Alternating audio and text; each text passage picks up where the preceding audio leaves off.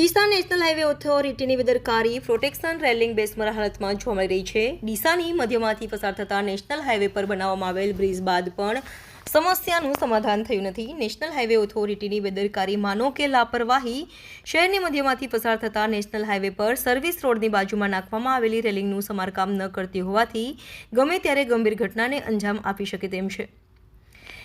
ડીસાના હવાઈ pillar નજીક national highway અને service રોડને અલગ કરવા માટે નેશનલ હાઈવે ઓથોરિટી દ્વારા રેલિંગ બનાવવામાં આવી છે, પરંતુ આ રેલિંગ ઘણા સમયથી તૂટી ગઈ હોવાને લીધે રાત્રિના સમયે ગંભીર ઘટનાને અંજામ આપી શકે તેમ છે।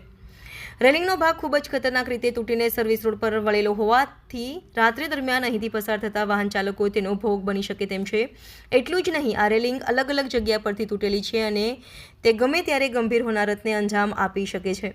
નેશનલ હાઈવેની ઘોર લાપરવાહીને પગલે રાત્રિ દરમિયાન અહીંથી પસાર થતા વાહન ચાલકો સામે મોટું જોખમ ઊભું થયું છે। ત્યારે વાહન ચાલકો પણ માંગ કરી રહ્યા છે કે આ રેલિંગને તાત્કાલિક અસરથી સમારકામ કરાવવામાં આવે। Reporter Rakesh Thakkar, DT news live 24 Banaskantha. અત્યારે હું રસ્તામાંથી આવતો હતો ત્યારે મેં જોયું કે જાળી છે પડેલી છે, બરાબર છે।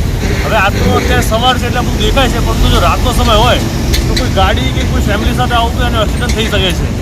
એટલે આ ધ્યાનમાં લેવા જેવી વસ્તુ છે। જે બેદરકારી દેખાય છે બરાબરની બેદરકારી છે આ, જે તમે જોઈ શકો છો। અત્યારે હું પણ બચ્ચો છું, પરંતુ રાત્રે કોઈને દેખાશે નહીં। ડીસામાં રહેતું હોય એને તો કદાચ ખબર હોય, પરંતુ બહારથી અમદાવાદથી જે સાઈડથી આવતું હોય તો 100% અહીંયા ઠોકાય એમ છે।